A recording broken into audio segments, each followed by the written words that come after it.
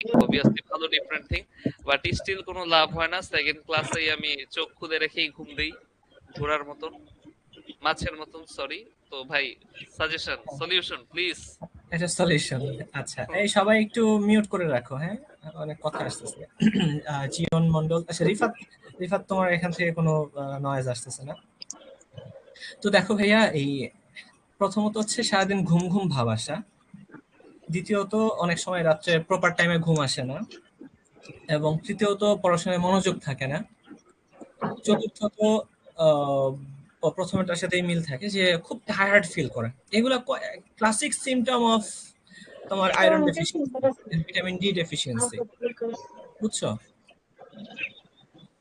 জি ভাইয়া, বুঝতে পারছি। হ্যাঁ, সো তোমার যখন আয়রন ডেফিসিয়েন্সি থাকবে তখন দেখবা যে চামড়া একদম পেইল হয়ে যাচ্ছে, নর্মাল যেরকম টসটসে ভাব থাকার কথা এটা না থেকে মলিন হয়ে যাচ্ছে। এটা একটা আয়রন ডেফিসিয়েন্সির কারণ। আয়রন ডেফিসিয়েন্সি হইলে আমাদের হিমোগ্লোবিন কমে যাবে। হিমোগ্লোবিন যদি কম হয় সেক্ষেত্রে অক্সিজেন সারা বডিতে পৌঁছাবে না, এতে করে আমাদের বডি দুর্বল হয়ে যাবে। এটা একটা কারণ। তাইলে কি করতে হবে? হিমোগ্লোবিনটা একটু টেস্ট করে আসতে হবে। আমাদের প্রত্যেকের কাজ হওয়া উচিত প্রতি বছর ব্লাড টেস্ট করা, কারণ কোনো না কোনো কারণ থাকতেই পারে যার কারণে আমাদের হিমোগ্লোবিন কমে গেছে। এটা একটা, হিমোগ্লোবিন কমে যাওয়া। দ্বিতীয়ত হইল তোমার ভিটামিন বি ডেফিসিয়েন্সি।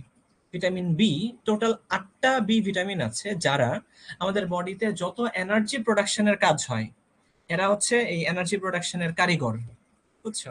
এরা কয়লা ঢালবে, আগুন জ্বালাবে, এনার্জি বের করবে। সো এই কাজগুলা করে হচ্ছে vitamin B. So vitamin B এর ডেফিসিয়েন্সি ভিটামিন ডি এর পাশাপাশি মহামারীর মতো আমাদের সমাজে ছড়ায় যাচ্ছে। এটা নিয়ে অনেকগুলো রিসার্চ আর স্টাডিও আছে। Folic acid deficiency, pyridoxine deficiency, এগুলো প্রচুর আমাদের দেশে। কেন হয়? কারণ খাবার দাবারে আমরা সাদা ভাত খাই, যে যে ব্রাউন রাইসের মধ্যে বি ভিটামিন থাকার কথা এটা আমরা খাই না, পর্যাপ্ত বাদাম খাই না, বা এরকম কিছু খাবার যেখানে বি ভিটামিন থাকার কথা সেগুলো আমরা কমপ্লিটলি স্কিপ করে ফেলছি এখন। এই জন্য এই প্রবলেমটা হয় যে বি ভিটামিন আমাদের বডিতে খুব কম।